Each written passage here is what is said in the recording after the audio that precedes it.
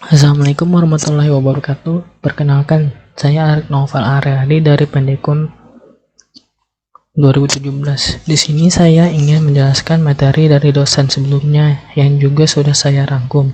Apabila ada kekurangan dalam penyampaian materi atau materinya yang kurang lengkap, tolong dimaafkan. Baik, langsung saja saya masuk ke materi. Lingkungan hidup atau ekosistem adalah komunitas makhluk hidup yang saling berinteraksi satu dengan yang lainnya dan dengan lingkungan fisiknya. Dalam lingkungan hidup ada komponen lingkungan yaitu ada dua. Yang pertama, biotik dan abiotik. Dalam abiotik ada tiga komponen, ada tiga manusia. Yang pertama ada manusia, hewan, dan tumbuhan. Yang kedua ada abiotik, di mana ada energi matahari, udara, air, tanah, suhu, angin, dan bahan kimia. Dari kedua komponen tersebut saling berhubungan atau saling berinteraksi dengan yang satu dengan yang lainnya. Jadi saling berhubungan. Selanjutnya siklus materi. Siklus materi merupakan melalui siklus merantai makanan terjadi secara seimbang. Yang di sini saya akan jelaskan sedikit siklus materinya. Yang pertama, mumpung tulisannya kurang jelas, di sini saya akan menjelaskan saja. Yang pertama, produsen tumbuhan berklorofil. Ini tumbuhan berklorofil mempunyai konsumennya yang bernama herbivora seperti tikus. Jadi hewan ini memakan tumbuhan ini. Yang kedua, selanjutnya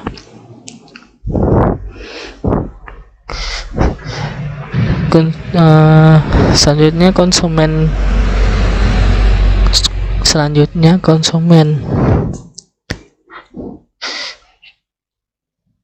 berikutnya adalah karnivora kecil, di mana hewan-hewannya seperti ular akan memakan tikus.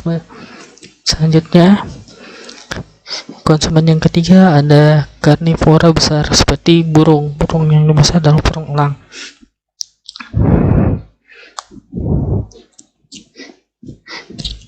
Dari semua ini saling berhubungan. Jika salah satu yang tidak ada, maka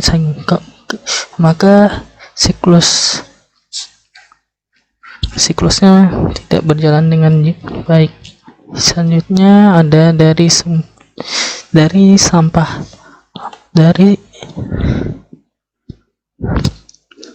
sampah organik yang berasal dari tumbuhan dan hewan-hewan yang mati dari tiga konsumen ini, atau dari siklus rantai makan yang dijelaskan tadi. Pembusukannya oleh mikroba tanah menjadi humus. Jadi setelah tumbuhan itu mati akan menjadi mikroba, pembusukannya menjadi tanah menjadi humus. Setelah itu terjadi pembusukan, terjadilah mineralisasi mikroba tanah menjadi bahan mineral, dan setelah itu terjadilah tumbuhan berklorofil kembali.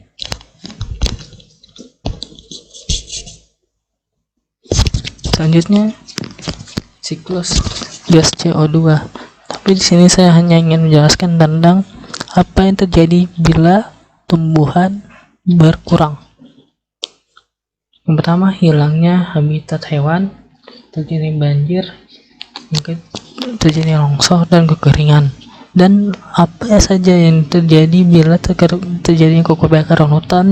Yang pertama, terjadinya pemanasan global, hutan menjadi gundul, kadar oksigen menjadi berkurang sehingga mengganggu aktivitas makhluk hidup.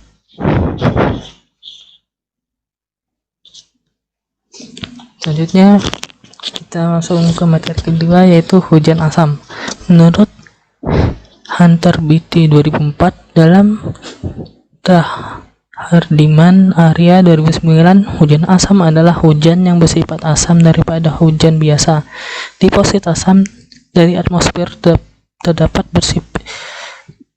bersifat basah atau kering.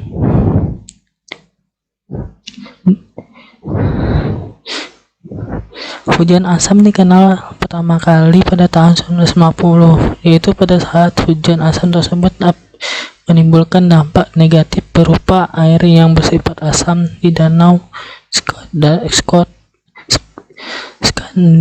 Skandinavia dan Kanada. Istilah keasaman berarti bertambahnya ion hidrogen ke dalam suatu lingkungan. Suatu lingkungan akan bersifat asam jika kemasukan ion hidrogen yang berasal dari asam sulfat dan asam nitrat. Satu reaksi penting dalam oksigen sulfur dioksida adalah antara sulfur dioksida yang bersifat yang terlarut dan hidrogen peroksida. Sebenarnya hujan asam merupakan istilah yang kurang tepat untuk menggambarkan jatuhnya asam-asam dari atmosfer ke permukaan bumi. Istilah yang lebih tepat seharusnya adalah deposisi asam, karena pengendapan asam dari atmosfer ke permukaan bumi tidak hanya melalui air hujan, tetapi juga melalui embun salju, bahkan pengendapan langsung. Deposisi asam terbagi menjadi dua, yaitu deposisi kering dan deposisi basah. Deposisi asam yang pertama, deposisi asam terjadi apabila asam sulfat, asam nitrat atau asam klorida yang ada di atmosfer baik sebagai gas maupun cairan terdeposisikan ke tanah, sungai, danau, hutan, lahan pertanian atau bangunan melalui tetes hujan, kabut, embun salju atau butiran-butiran cairan ataupun jatuh bersamaan angin. Selanjutnya, secara alami hujan asam dapat terjadi akibat semburan dari gunung berapi dan dari proses geologis tanah, rawa dan laut. Akan tetapi mayoritas hujan asam disebabkan oleh aktivitas manusia seperti industri, pembangkit tenaga listrik, kendaraan bermotor, dan pabrik pengolahan pertanian, terutama amonia.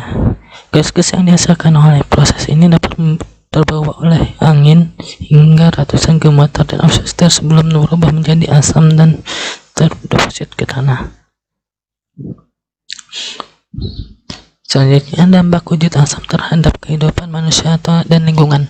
Terjadinya hujan